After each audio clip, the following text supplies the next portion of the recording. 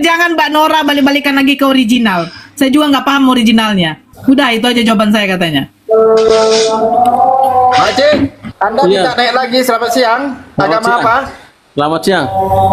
Agama apa? Selamat siang. Siang, Halo. siang, siang. Oh, suara saya kedengaran ya? Kedengaran. Nah, itu. Saya mau nanya itu aja. Ya. Enggak, agama Pak Cik apa? Agama Pak Cik apa? Kristen. Kristen. Oke. Itu aku mau nanya itu kan mualaf ya. Ya. Itu kenapa itu bisa berpindah begitu? Ya.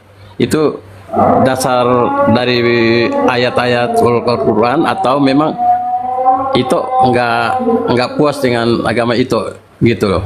Karena dulu diajarkan janganlah menjual Tuhan Yesus ya. Tapi itu istilah menjual Tuhan Yesus kan? Ya. Karena itu udah pindah istilahnya gitu.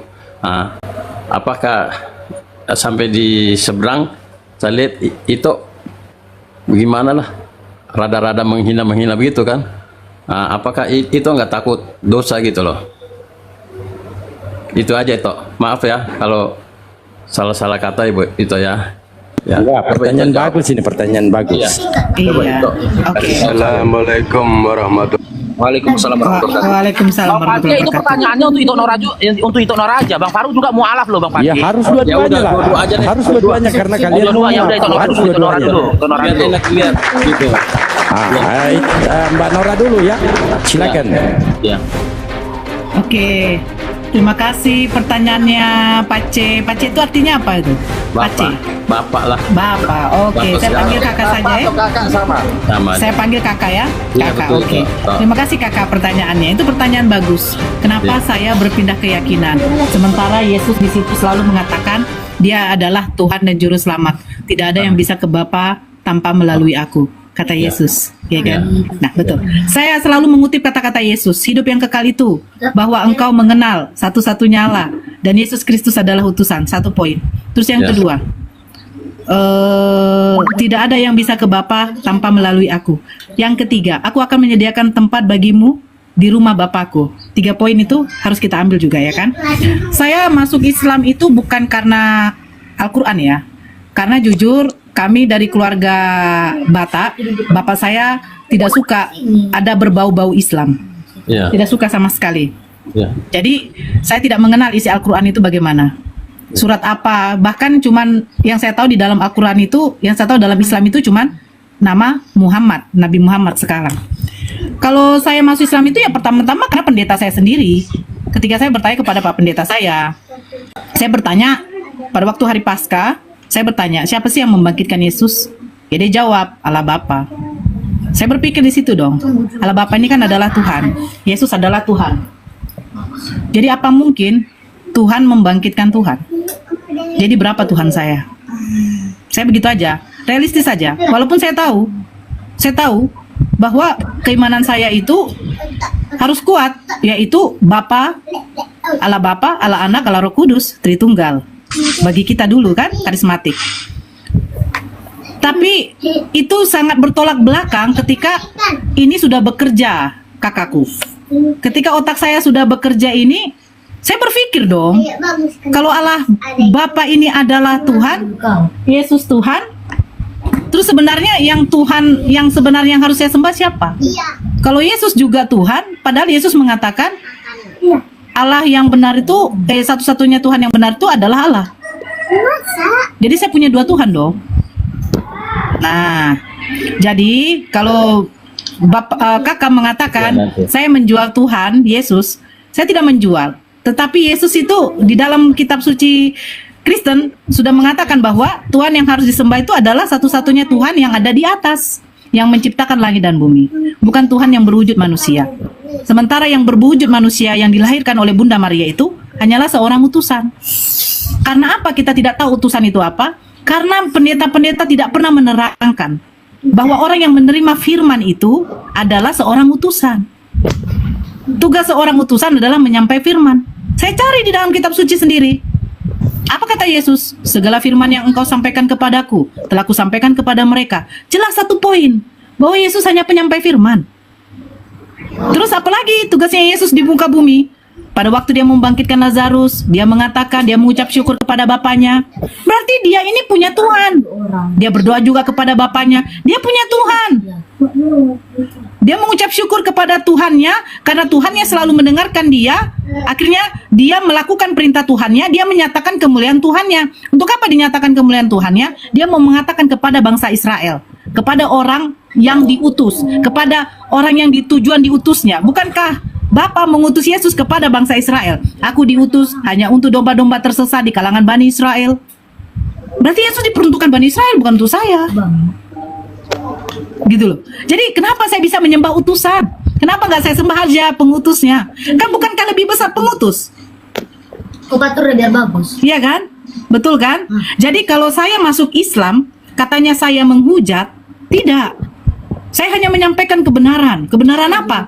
Bahwa Tuhan yang dulu saya sembah itu, maaf, adalah Tuhan yang wujudnya seperti saya, manusia. Saya makan, Yesus makan. Saya lapar, Yesus lapar. Saya haus, Yesus haus. Saya marah, Yesus pun pernah marah. Jadi apa kelebihan, apa bedanya saya dengan Yesus? Sama-sama makhluk ciptaan Tuhan. Bedanya Yesus itu pengutus, sebagai pengutus untuk menyampaikan firman. Itu bedanya. Yesus itu adalah hamba pilihan Allah. Orang spesial yang dipilih Allah untuk menyampaikan firman kepada bangsa Israel. Karena Yesus diutus hanya untuk bangsa Israel. Nah, jadi kalau saya dikatakan saya menghina agama saya yang dahulu, tidak. Saya mengatakan yang sebenarnya. Untuk membuka mata pikir saudara-saudara Kristen yang dulu saya juga menyembah Yesus, bahwa Yesus yang dulu saya sembah ini ternyata seorang manusia biasa yang memiliki kelebihan diberikan oleh Allah, mukjizat untuk menyatakan kemuliaan Bapaknya, bahwa ada yang mengutus dia ini.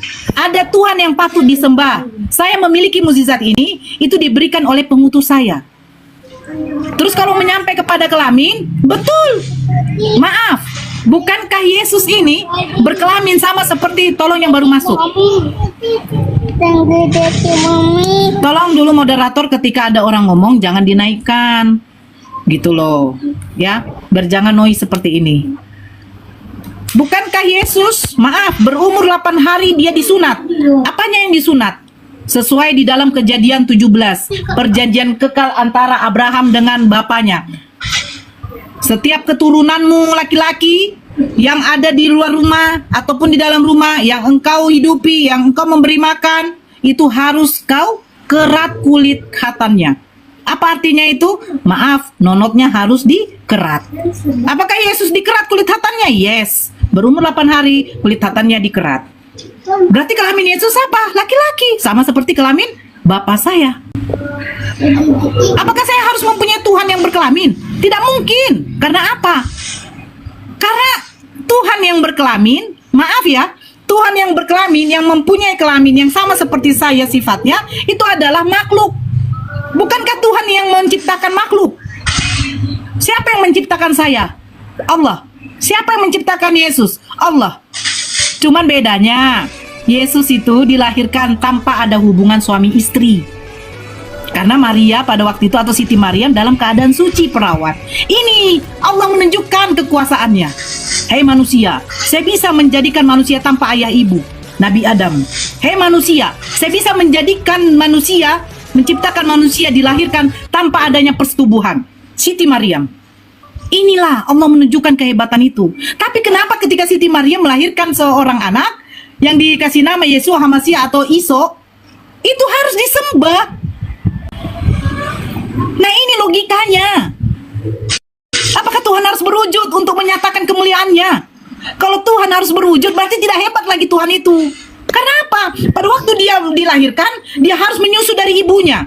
Pada waktu dia kencing, dia tidak bisa menggantikan popoknya atau celananya. Dia harus dibantu ibunya. Pada waktu berumur 2 tahun, dia harus ditata-tata untuk diajarkan berjalan. Berarti Yesus tidak kuasa, tidak Tuhan. Kalau dia Tuhan, tidak perlu dia dilahirkan. Tapi jangan lupa, di dalam perjanjian lama, kakak, di dalam perjanjian lama, apa tertulis di situ? Allah tidak mungkinlah menjadi manusia. Tuhan tidak bisa dilihat. Siapa yang melihat Tuhan? Keluaran 33 nomor 20. Siapa yang melihat Tuhan itu akan mati. Bedanya di dalam perjanjian baru, siapa yang melihat Tuhan, Tuhannya yang mati.